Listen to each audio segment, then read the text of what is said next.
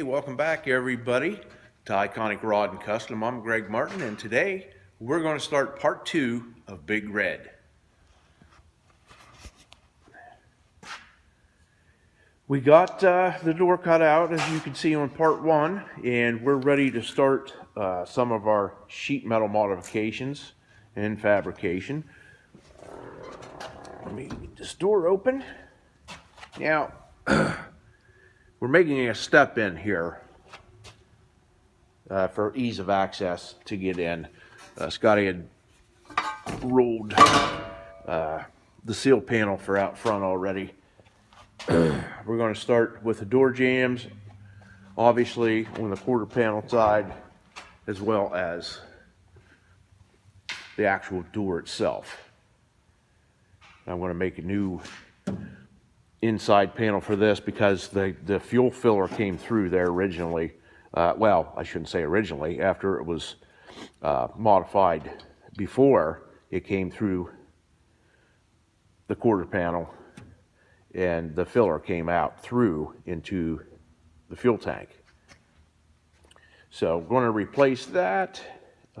We need to do all of our door jamb.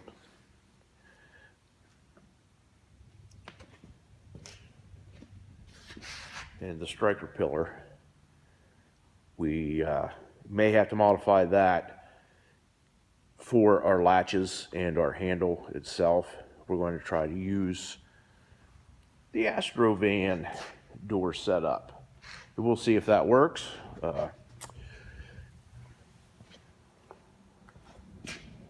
There's another shot of the inner structure for the suicide door hinge. Very beefy, very stout. So let's get to it.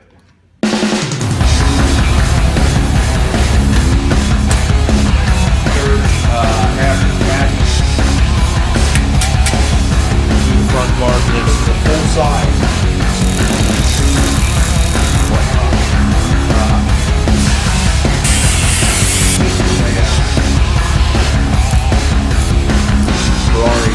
Professional soccer player in New York, originally from Argentina.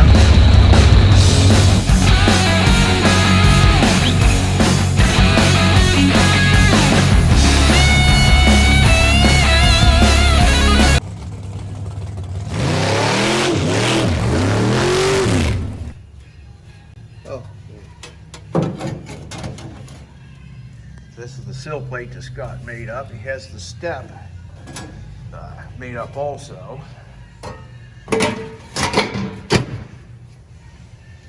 Fit like so.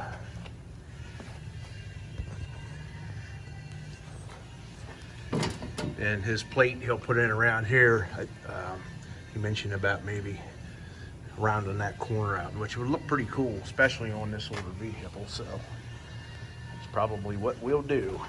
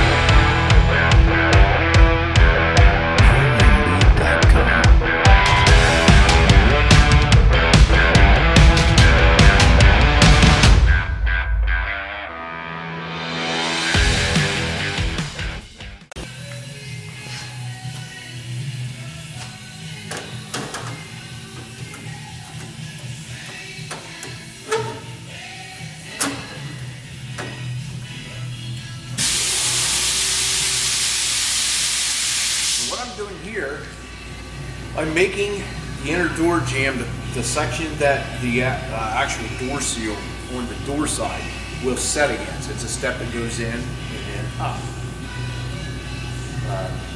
Lots of patience is required, as you can see.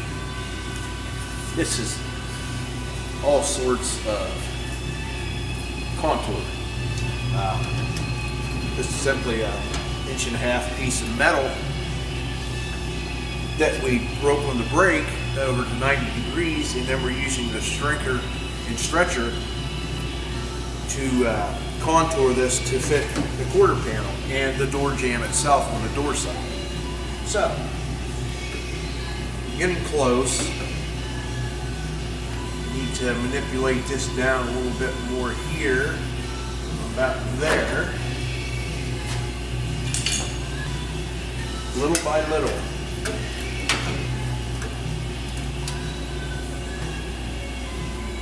It's looking pretty good.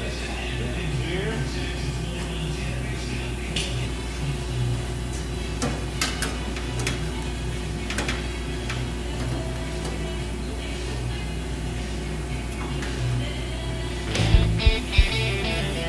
Patience is the true key to this. You don't have patience for a lot of things, but for some reason, this seems soothing to me and calm. Premiumbeat.com. I guess it's kind of my happy place.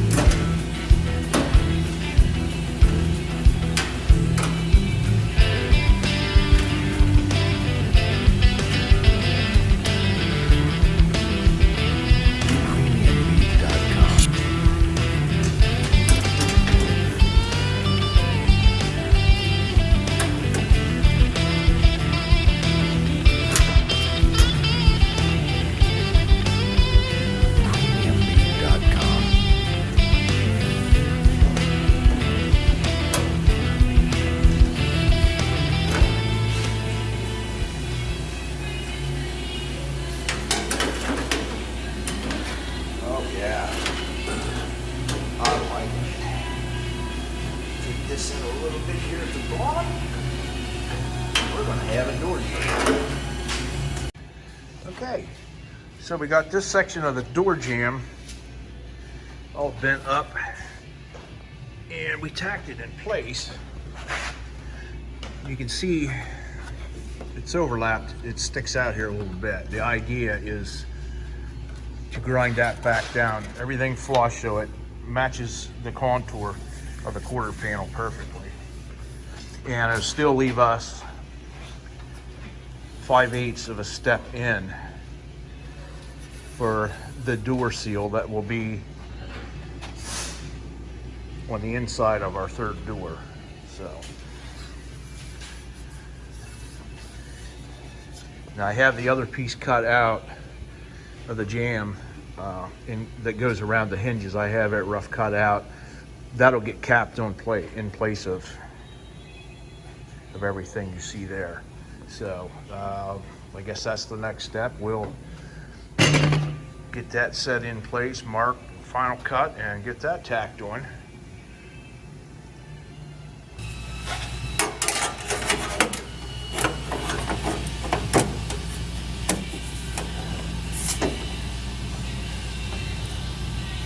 Maybe take a little bit more off that top edge here, I guess.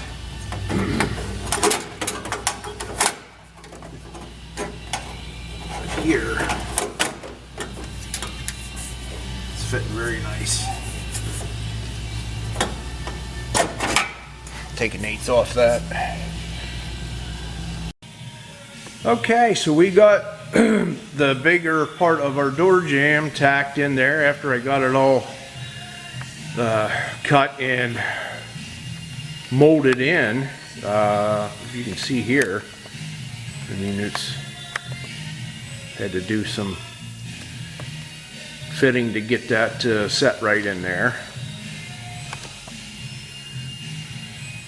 The blue that you're seeing there is actually a layout fluid, or Dicom is the brand. It's like an ink that you put down, you let it dry, and then you can get a real fine scribe mark that shows up really nice for your cut line or grind line, whatever you're using it for. Really, really helpful at times, especially this kind of stuff when you need to have an accurate cut. It's coming along though. Very time consuming, but it'll be awesome when it's all done.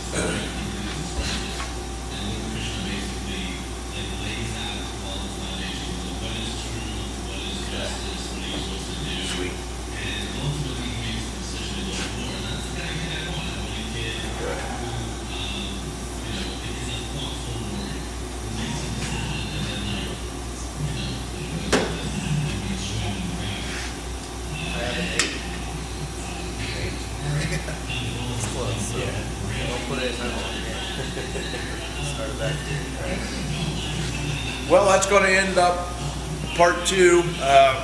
Part 3, we're going to start the door skin. I already have a pattern made up for the outer skin. I'm going to bring it up to the body line, to the center of that. That's going to be the strongest point for welding, so help ensure there's no warpage.